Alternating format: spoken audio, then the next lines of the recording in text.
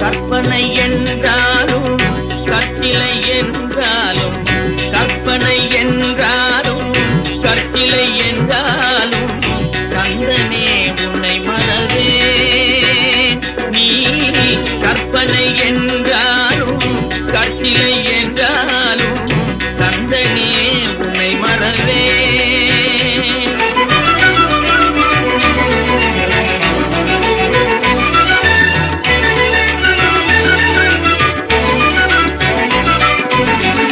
அற்புதமாகிய அருட்பெரும் சுடரே அற்புதமாகிய அருட்பெரும் சுடரே அற்புதமாகிய அருட்பெரும் அருள்மிகு தண்டாயுதபாணி திருக்கோயில் பழனி.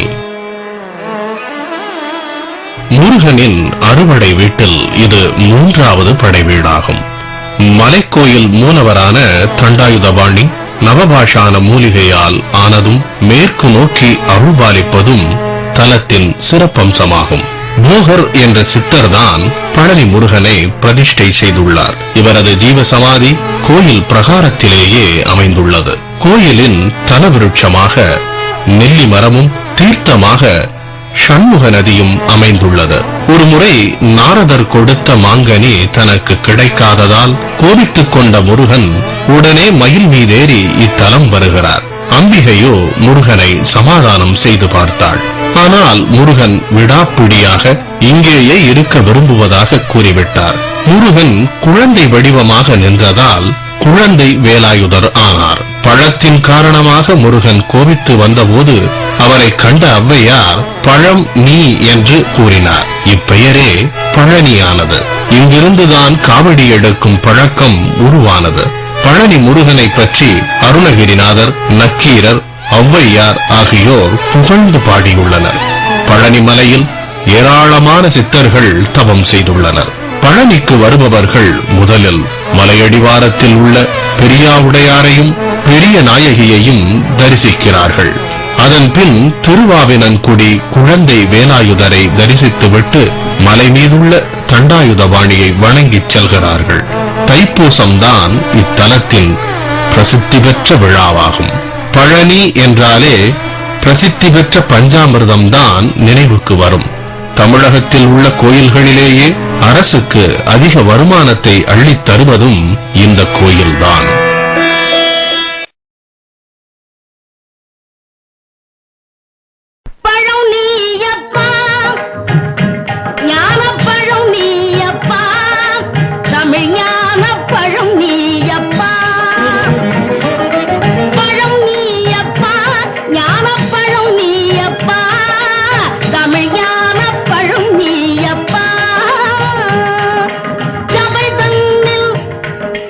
சபை தன்னில் உருவாகி உலவோர்க்கு பொருள் கூறும் பழனியப்பா, ஞானப்பழம் நீயப்பா, தமிழ் ஞானப்பழம் நீயப்பா.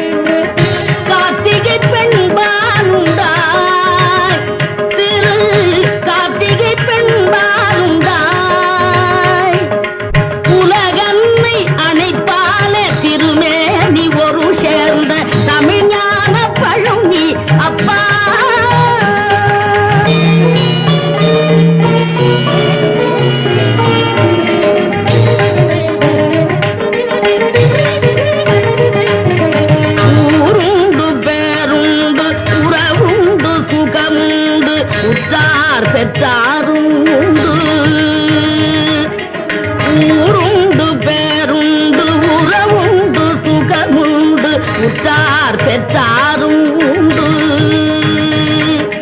நீருண்ட மேக